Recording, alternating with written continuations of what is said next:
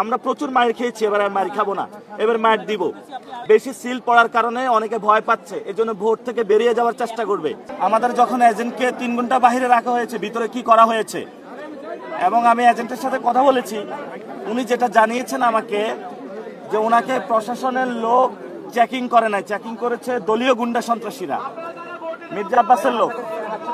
তাহলে মির্জা আব্বাস মহিলা কলেজে এই যে এজেন্টকে এই ধরনের প্রতিবন্ধকতা সৃষ্টি করা হলো, এটা বাংলাদেশের আসলে গণতন্ত্র না।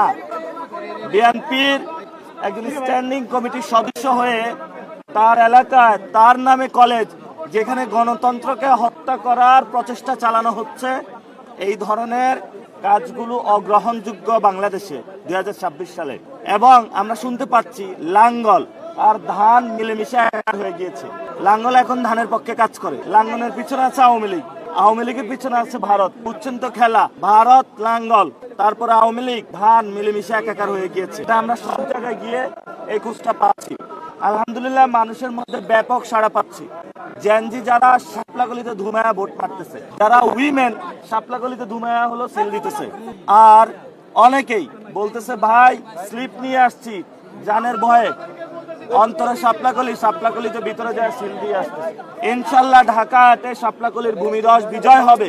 তবে এই বিজয় নাসিরউদ্দিন পাটোয়ারির না, এই বিজয় শহীদ উসমান হাদি ভাইয়ের। সকলে আমাকে বলছেন যে আমরা আপনাকে ভোট দিচ্ছি না, আমরা এই ভোটটা শহীদ উসমান হাদি ভাইকে দিতাম। শহীদ উসমান হাদি ভাইয়ের ভোটটা আপনাকে দিচ্ছি। ফলত শহীদ উসমান হাদি ভাইয়ের হত্যাকাণ্ডের যে বিচার, এটা আমাদেরকে করতে হবে। আর আমি ঘোষণা দিয়েছি, যারা আমাকে কটু কথা বলেছে, খারাপ কথা বলেছে, মাইর দিয়েছে, আমরা তাদেরকে ক্ষমা করে দিয়েছি। আসুন ঐক্যবদ্ধভাবে কাজ করব। ইনশাল্লাহ আমরা জয়ী হলে আল্লাহর ইচ্ছায় সকলকে নিয়ে কাজ করব। তবে যারা সন্ত্রাস, চাঁদাবাজ, দখলদারিত্ব করে, তাদের হাত দিয়ে আমরা প্রশাসন দিয়ে গুঁড়া করব। তাদের বাংলার জমিনে কোনো স্থান নাই। জালেমদেরকে আমরা বাংলার জমিন থেকে উচ্ছেদ করব এবং এখানে মুসলিমরা যে নির্যাতিত, নিপীড়িত, তাদের অধিকার ইনশাল্লাহ প্রতিষ্ঠা করব। এখানে কোনো নয় ছয় নাই। যে যত প্রভাবশালী হোক না কেন, আমরা ইনশাল্লাহ আল্লাহ ছাড়া কাউকে ভয় পাই না, আর গুনায় ধরি না। কে স্থায়ী কমিটির সদস্য, কার নামে কি, কার নামে কি এলাকা, আমাদের কাছে এগুলো মুখ্য বিষয় না। আমাদের কাছে মুখ্য বিষয়টা হলো জনগণ। ইনশাল্লাহ ঢাকা হাটে জনগণের রায় হবে। সে রায়ের মধ্য দিয়ে নতুন বাংলাদেশ এবং সারা দেশে 11 দলীয় জোট যেইভাবে ভোট ব্যাংকে ভোট পড়তেছে, ইনশাল্লাহ তারা সরকার গঠন করবে। এবং অনেক জায়গায় হামলা হচ্ছে আমাদের উপরে। আমরা আমাদের নেতাকর্মী যারা মানুষকে নির্দেশনা দিয়েছি যে কেউ যদি হামলা করতে আসে, আপনারা প্রশাসনকে জানাবেন, আপনারা হামলা করতে যাবেন না।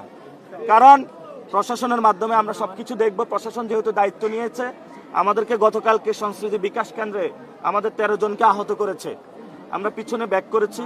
তো আজকে প্রশাসনের সামনে, প্রশাসনের চোখের সামনে, আর্মির সামনে যদি কাউকে আঘাত করা হয়, আমরা পাল্টা আঘাত করব। এটা আমরা তাদেরকে ওয়ার্ন করে দিচ্ছি। আমরা প্রচুর মাইর খেয়েছি, এবার আর মাইর খাবো না, এবার মাইর দিব। তবে অনেকেই ভোট ব্যাংকে শাপলাকলির বেশি সিল পড়ার কারণে অনেকে ভয় পাচ্ছে, এজন্য ভোট থেকে বেরিয়ে যাওয়ার চেষ্টা করবে। আমরা তাদেরকে বলবো খেলার মাঠে থাকুন, ভয় পাবেন না, 90 মিনিট খেলায় থাকুন।